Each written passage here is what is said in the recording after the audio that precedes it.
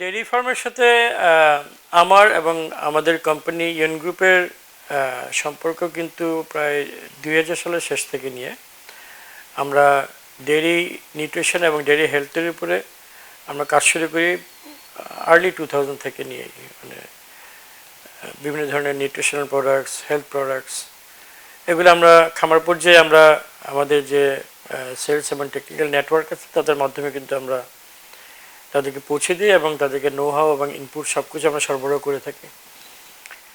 তবে প্রায় প্রথম থেকে নিয়ে আমরা অবজারভেশনে যেটা ধরা পড়েছে সেটা হচ্ছে যে বাংলাদেশে আসলে ডেইরি ফার্মের মূল আপনার প্রতিবন্ধকতা হচ্ছে যে dairy genetics, high genetics dairy আসলে অলমোস্ট নন এক্সিস্টিং।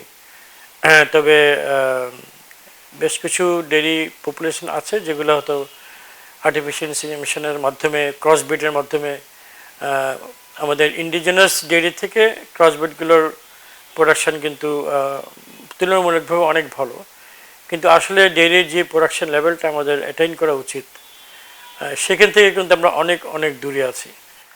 গরু দুধকে যদি আমরা মাথায় রেখে যদি আমরা ডেইরির যে একটা মিল্কের যে একটা ডিমান্ড যদি আমরা ব্যাক ক্যালকুলেশন করি তাহলে আসলে আমাদের যে মিল্ক প্রোডাকশন সেটা আসলে less than 30% compare to the demand. কারণ আমরা জানি যে আমরা প্রায় 4000 crore টাকা আমাদের ফরেন কারেন্সি ব্যবহার করে থাকি আমাদের গরু দুধ আমদানি করার জন্য। 1 কেজি গরু দুধ উৎপন্ন করতে প্রায় 15 কেজি লিকুইড মিল্কের প্রয়োজন হয়।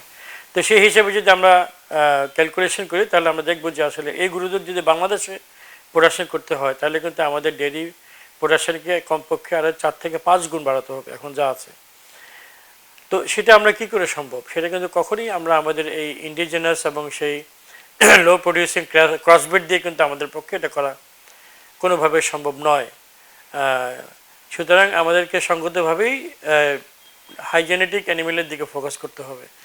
হাইজেনেটিক অ্যানিমেল ইন্ডাস্ট্রিয়াল ফার্মিং করে সেই দেশগুলো আমি ভিজিট করি, অস্ট্রেলিয়াতে ভিজিট করি, নিউজিল্যান্ডে ভিজিট করি, আপনার ইউএসএতে, আপনার ইউরোপের বিভিন্ন দেশে, এশিয়ান কান্ট্রিতে, জর্ডানে, middle east country, high temperature যে সমস্ত দেশে আছে সেখানে তারা কীভাবে করছে। ইন্ডিয়াতে ইন রিসেন্ট টাইম বিগত 10-15 বছর যাবৎ ডেয়ারিতে একটা ইন্ডাস্ট্রিয়ালাইজেশন হচ্ছে, আমরা সবাই জানি। তারাও কিন্তু সেখানে জেনেটিক ব্রিডের উপরে তারা ফোকাস দিচ্ছে, যদিও তারা অ্যানিমেল ইম্পোর্ট করে না, কিন্তু তাদের আর্টিফিশিয়াল ইনসেমিনেশন প্রোগ্রাম আগের থেকে অনেক অনেক বেশি উন্নত এবং তারা ইসরায়েলের সাথে তারা জয়েন্ট ভেঞ্চার করে তারা তাদের জাত উন্নয়ন করছেন দীর্ঘ প্রায় 15 বছর যাবৎ। সব কিছু দেখার পরে আমার ভিতরে একটি অনুপ্রেরণা জাগ্রত হলো যে বাংলাদেশে তাহলে আমরা একটা হাইজেনেটিক ফার্ম করার যে একটি উদ্যোগ, সেই উদ্যোগটা আমরা নিব ইনশাল্লাহ। আমাদের হাম্বল অ্যাপ্রোচ দিয়েও আমরা পরিকল্পনা করেছি এবং সেই অনুপাতে আমরা রংপুরের একটি রিমোট এলাকায়, এটাকে বদরগঞ্জ বলে, বদরগঞ্জ থানায় আমরা কিছু জায়গা প্রকুরমেন্ট শুরু করি আজ থেকে প্রায় 7-8 বছর আগে। এবং এই জায়গা যখন একটা পর্যায়ে যায় ডেয়ারি ফার্ম করার মতন, তখন কিন্তু এই জায়গা আমাদের জন্য সুইটেবল কিনা সেটার জন্য কিন্তু আমরা বিদেশি এক্সপার্ট এনেও আমরা দেখাই। আমরা ইরান থেকে এক্সপার্ট এনেছি, আমরা ইউরোপ থেকে এনেছি, আমরা ইন্ডিয়া থেকে এনেছি, আমরা আমেরিকা থেকে এক্সপার্ট এনেছি। তারা এসে আমাদেরকে সাইট সুইটেবিলিটি একটা মানে ইন্সপেকশন করে আমাদেরকে যে মতামত দিয়ে যে yes this area is good dairy ফার্মিংয়ের জন্য, ভালো হবে তোমার। এবং আমরা সেই অনুপাতে আমরা অস্ট্রেলিয়াকে চুজ করি যে হাইজেনেটিক অ্যানিমেলের সোর্স হিসেবে। আমরা বেশ কিছু কোম্পানি এবং সাপ্লায়ারের সাথে কথা বলার পরে and then we decided to go with one supplier, যে আমরা সিদ্ধান্ত নিই যে আমরা ফুল একটি চার্টার ফ্লাইট করে আমরা 225টা অ্যানিমেল আনার একটা উদ্যোগ আমরা নেই 2019 সালের শেষের দিকে। সো নানান পরীক্ষা নিরীক্ষার মধ্যে দিয়ে আমরা যাই এই অ্যানিমেলগুলোকে সিলেকশন করার জন্য। আমাদেরকে টিম অস্ট্রেলিয়াতে যায়, সেখানে আমিও ছিলাম এবং আমাদের 2জন এক্সপার্ট ছিল, লোকাল এক্সপার্ট এবং একজন ইউরোপিয়ান এক্সপার্ট আমাদের সাথে ছিল, যারা আমরা অ্যানিমেলগুলোকে সিলেক্ট করি। তারপরে সেই অ্যানিমেলগুলোকে কোয়ারেন্টাইনে নিয়ে যাওয়া হয়।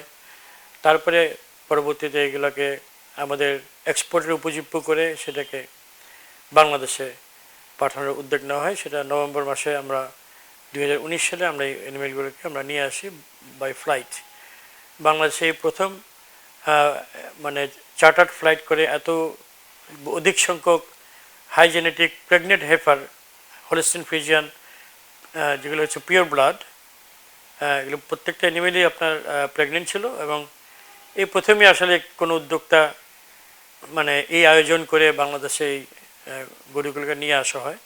তো যেহেতু বাংলাদেশে এই ধরনের গরুর এত বড় ফার্ম আগে প্রতিষ্ঠিত হয়নি, স্বাভাবিকভাবে আমাদের দেশে যে কাউ কমফোর্ট এনশিওর করার জন্য যে ফার্মিংটা করা হয়, সেই ফার্মিংয়ের জন্য অভিজ্ঞ কেউ না থাকার কারণে আমরা কিন্তু একজন ডাচ ফার্মারকে 2 বছরের কন্ট্রাক্টে আমরা নিয়ে আসি ইউরোপ থেকে, নেদারল্যান্ডস থেকে। তার ইন্ডিয়াতে ফার্মিংয়ের অভিজ্ঞতা ছিল ইতিপূর্বে এবং শ্রীলঙ্কাতেও ফার্মিংয়ের অভিজ্ঞতা ছিল। সেই হিসেবে তার যেহেতু লোকাল ক্লাইমেটে তার অ্যাডাপ্টেশন অভিজ্ঞতা থাকার কারণে আমরা তাকে সিলেক্ট করি এবং তাকে আমরা 2 বছরের কন্ট্রাক্টে আমাদের ফার্মে নিয়োগ দিই। এবং সেই হিসেবে আমাদের ফার্ম শুরু হয় তার নেতৃত্বে, এবং সাথে আমরা আমাদের একটি টেকনিক্যাল টিম তার আন্ডারে আমরা দিয়ে দিই, যেখানে 3 জন ভেটেরিনারিয়ান থাকেন এবং তারা তার সাথে কাজ শুরু করে। আলহামদুলিল্লাহ আমরা প্রথম দিকে চ্যালেঞ্জ অবশ্যই ছিল আমাদের এই অ্যানিমেলগুলোকে অ্যাডাপ্টেশন করতে গিয়ে। আমরা দেখেছি যে বাংলাদেশে অনেক ইস্যু আছে যেগুলো আসলে আমাদের দেশে সীমাবদ্ধতা আছে। যেমন আমাদের দেশে ভ্যাকসিনের প্রচুর ঘাটতি আছে, মানে ক্যাটেল ভ্যাকসিন প্রচুর ঘাটতি আছে। আমাদের ক্লাইমেট হচ্ছে গিয়ে আমাদের কিছু কিছু ডিজিজের জন্য, যেমন টিক বর্ন ডিজিজের জন্য খুব বেশি উপজীব্য, যেহেতু এটা মানে হাই টেম্পারেচার এবং হাই ময়েশ্চার একটি দেশ। তো সেখান থেকে আমরা কিছু চ্যালেঞ্জ আমরা ফেস করেছি, এগুলো আমরাও উত্তরণের মাধ্যমে আমরা আলহামদুলিল্লাহ আমরা ওখান থেকে বর্তমানে 2019 সাল থেকে এখন পর্যন্ত এখন আমাদের 3rd জেনারেশন অলরেডি আমাদের ফার্মে চলে আসছে, 3rd জেনারেশন অ্যানিমেল। এবং আমরা দেখেছি যে 2nd জেনারেশন এবং 3rd জেনারেশন, যে ফার্স্ট যে ইম্পোর্টেড যে জেনারেশন ছিল অরিজিনাল যে অ্যানিমেলগুলো, তার থেকে আমরা ইমপ্রুভমেন্ট দেখতে পেয়েছি। আমাদের এখন ফার্মের অবস্থা বেশ ভালো, এবং এটা আমাদেরকে উৎসাহিত করেছে আমাদের লোকাল ব্রিডকে আরও বেশি ডেভেলপমেন্ট করার জন্য। ইতিমধ্যে আমরা যে দুধ আমরা প্রোডাকশন করেছি, আমাদের প্ল্যানিংয়ে ছিল এই দুধটুকু আমরা আমাদের স্পেশাল প্রসেসের মাধ্যমে, আমাদের অনলাইন প্রসেসের মাধ্যমে কোনো ধরনের কেমিক্যাল এবং অ্যান্টিবায়োটিক ফ্রি অবস্থায় আমরা আমাদের ভোক্তা পর্যায়ে পৌঁছে দেবো, এবং সেই কাজটা আমরা করতে সক্ষম হয়েছি। আমাদের ব্র্যান্ডের নাম হচ্ছে বাকারা।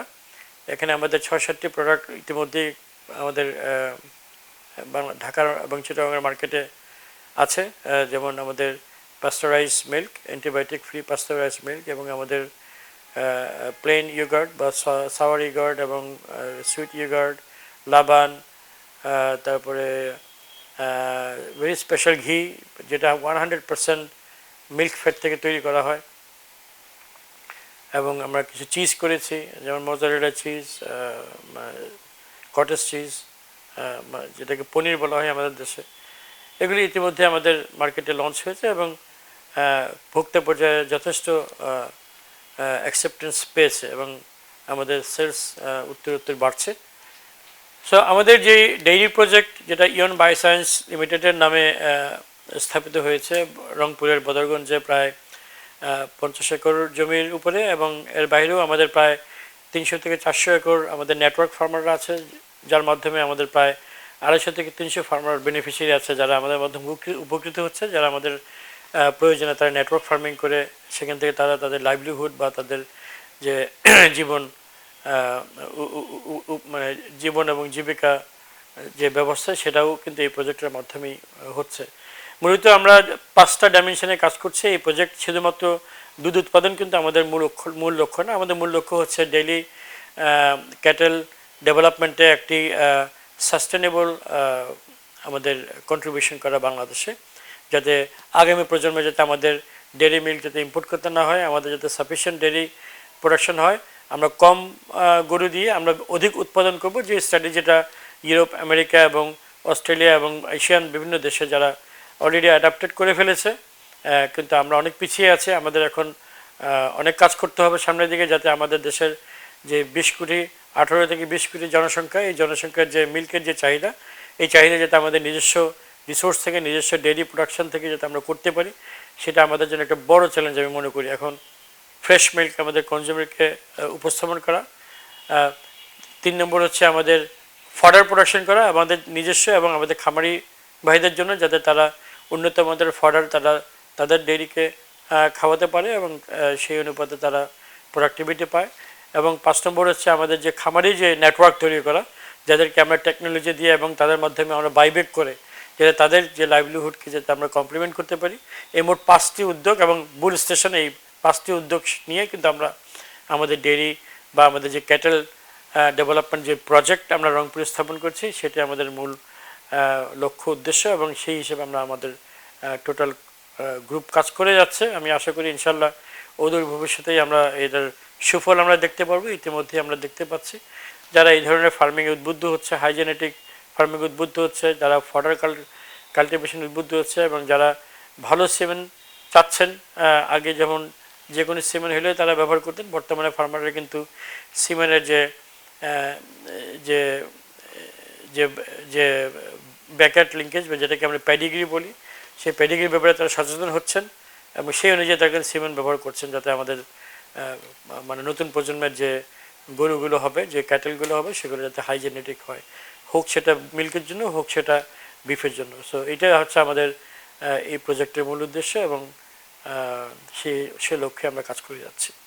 আমাদের বুল স্টেশন এখন যে স্টেজে আছে, আমরা আশা করছি ইনশাল্লাহ আগামী 3 মাসের ভিতরে আমাদের প্রোডাকশন শুরু হবে। যেহেতু আমাদের বুল অলরেডি তৈরি আছে, আমাদের কিছু ইকুইপমেন্ট সেট আপ বা ল্যাব সেট আপটা কমপ্লিট হয়ে গেলে গভর্নমেন্টের কাছ থেকে আমরা একটা পারমিট পাওয়ার পরে আমরা প্রোডাকশনে চলে যাব। তো আমি আশা করছি ইনশাল্লাহ এপ্রিল অথবা মে নাগাদ আমরা আমাদের সিমেন্ট প্রোডাকশনে ইনশাল্লাহ আমরা শুরু করতে পারবো। এবং সিমেন্ট যেহেতু আমাদের সারা বাংলাদেশে নেটওয়ার্ক আছে, আমাদের কিন্তু একদম তেঁতুলিয়া থেকে টেকনাফ পর্যন্ত আমাদের সেলস অ্যান্ড টেকনিক্যাল টিম আছে, এবং আমরা প্রাথমিকভাবে হয়তো আমরা এআই কর্মীদেরকে হয়তো যে সেখানে কমার্শিয়াল ফার্মিং যেখানে বেশি হয়, যেমন নির্দিষ্ট কিছু জায়গায় আপনি জানেন যে আমাদের নর্থ বেঙ্গলের কয়েকটি নির্দিষ্ট জায়গাতে, প্লাস মানে নর্থ বেঙ্গলের বাইরেও কিছু নির্দিষ্ট জায়গাতে আমাদের যে কমার্শিয়াল ফার্মিংগুলো হয়, যেখানে তারা মিল্ক প্রোডাকশনের উপরে কমার্শিয়ালি খামারিরা কাজ করে, তাদের দিকে আমরা মেইন ফোকাসটা প্রাথমিকভাবে করব। পরবর্তীতে হয়তো এটাকে আমরা সারা বাংলাদেশে ধীরে ধীরে আমরা নিয়ে যাব প্রান্তিক খামারি পর্যায়ে। হেফার বা ফিমেল কাফ বা হেফার যেটাকে বলে, সেগুলো আমরা আমাদের ফার্মের যতটুকু চাহিদা, তার বাইরে যে অতিরিক্ত চাহিদার বাইরে যেগুলো থাকবে, সেগুলো আমরা অবশ্যই আমাদের নেটওয়ার্ক খামারিদেরকে আমরা দিব, এবং যারাই কমার্শিয়াল ফার্ম করতে চাইবেন তারা আমাদের কাছে নিতে পারবেন। অবশ্যই তাদেরকে আমরা দেওয়ার আগে প্রপার ট্রেনিং দিয়ে দিব, কীভাবে তাদের খাদ্য তৈরি করবে, কাউ কমফোর্ট কীভাবে দিতে হবে। যেহেতু হাইজেনেটিক অ্যানিমেলগুলো যদি প্রপারলি আপনি নার্সিং না করেন, তাহলে কিন্তু আপনি প্রোডাকশন পাবেন না, এটা হয়তো বা কাউন্টার প্রোডাক্টিভ হওয়ার সম্ভাবনা থাকে। আর বুলের ব্যাপারে আমরা একটু, যেহেতু বুল বিক্রি করার ব্যাপারে সরকারের কিছু নিয়মকানুন আছে, সেই নিয়মকানুনগুলো মেনেই কিন্তু আমরা বুলগুলো হস্তান্তর করব। কারণ যেহেতু বুল দিয়ে ব্রিডিং হয়, এবং ব্রিডিং যে আমাদের যে ন্যাশনাল যে ব্রিডিং যে পলিসি, সেখানে যাতে কোনো ধরনের আমাদের ব্যত্যয় না ঘটে, সেদিকে আমরা মাথায় রেখে কিন্তু আমরা মানে বুলগুলো হয়তো বা খামারিদেরকে দিব আমাদের নিয়মের ভিতর থেকেই। ফ্যাটেনিং খামারিদেরকে আমরা যখন এটা বছর যখন দিব, আমরা ওদেরকে ক্যাস্ট্রেশন করেই আমরা দিব। উইদাউট ক্যাস্ট্রেশন কোনো বুল আমরা কোনো খামারিকে দিব না, যেহেতু এটি আমাদের সরকারি পলিসির বাইরে। তখন এই মিল্কের স্ট্যান্ডার্ড 30 লিটার প্লাস মিনিমাম হবে। আসলে এটির জেনেটিক পটেনশিয়াল প্রায় পার ল্যাকটেশন, মানে বছরে 300 ডেজে 10,000 থেকে 11,000 হচ্ছে কি জেনেটিক পটেনশিয়াল। তো proper environment, proper fodder, proper nursing যদি হয়, তাহলে কিন্তু ওই পরিমাণ মিল্কই তারা দিবে, এর থেকে কম দিবে না। এবং ইতিমধ্যে আমরা দেখতে পাচ্ছি একটা উল্লেখযোগ্য সংখ্যক গরু এই স্ট্যান্ডার্ডের মধ্যে আছে। হ্যাঁ, কিছু কিছু হয়তো কম আছে। আমাদের এখানে যেহেতু ক্লাইমেটিক চ্যালেঞ্জ আছে, সুতরাং সব গরু কিন্তু 100% অ্যাডাপ্টেড এখনো হয়নি। অনেক ভালো, যেগুলো ধরেন ফার্স্ট জেনারেশন যে বুলগুলো আমরা এখনও রেখেছি, যেগুলোর মধ্যে সামনের দিকে ব্রিডিংয়ে আমরা ব্যবহার করব, 1200 কেজির উপরে তাদের কিন্তু বডি ওয়েট, 1100 1200 এরকম 1000 কেজির উপরে। সেটি 2 বছরে সম্ভব হয়েছে। টার্গেট থাকতে হবে যে আপনাকে সাস্টেনেবল ব্রিড করতে হবে, যেটা যেটা কনসিস্টেন্ট প্রোডাকশন দেবে। হঠাৎ হঠাৎ একটা গরু যে 40 লিটার দুধ দেয়, সেটা তো স্ট্যান্ডার্ড না। আপনাকে বিচার করতে হবে হার্ডে। আপনাকে রাইট 300 দিনে আপনাকে কমপক্ষে 8000 লিটার দুধ আপনাকে নিতে হবে, এবং 300 এবং 1 বছরের মাথায় আপনাকে একটা বাচ্চা নিতে হবে। So that is the productivity. Now you need to have minimum 8000 liters of milk একটা গরু থেকে in 300 days, 305 days. At the same time আপনার এক ল্যাকটেশন থেকে আরেক ল্যাকটেশন আসার আগে আপনাকে একটা বাচ্চা, সুস্থ বাচ্চা নিতে হবে। সো রাইট, ইফ আপনি যদি গ্যাপ যায় তাহলে কিন্তু সমস্যা। মানে রিপ্রোডাকশন ইজ ভেরি ইম্পর্টেন্ট। আমি রিপ্রোডাকশনে কিন্তু মানে চাষির লাভ বেশি, দুধের থেকে রিপ্রোডাকশন লাভ বেশি। কারণ একটা বাছুরের কিন্তু economic value is very high. আমার পরামর্শ হবে খামারি ভাইদের সাথে যে যেই গরুর খামার করুন না কেন, তারা যাতে খামারের সাথে এনগেজমেন্ট তাদের থাকে, এবং যেই গরুর যে নিউট্রিশন, সেই নিউট্রিশন যাতে প্রপার হয়, প্রপার ফডার তাকে দিতে হবে, এবং তার রেস্টিং টাইমটা এনশিওর করতে হবে, তার ওয়াটারটা এনশিওর করতে হবে, এবং তার যে কমফোর্ট, তার যে থাকার ঘরটা, সব কিছু মিলিয়ে যদি আপনি একটা গরু থেকে উল্লেখযোগ্য পরিমাণ দুধ পেতে চান এবং প্রতি বছর বাছুর পেতে চান, তাহলে এটা আপনাকে করতে হবে। এবং এটা কোনো রকেট সায়েন্স না। এটা এই অ্যাটেনশনটা যদি যে কেউ দেয় এবং প্যাশনেটলি করে, আমি আশা করি যে সেই খামার সফল হবে। এবং তোমরা দেশের আসল নায়ক বলবে বিশ্ববাসী।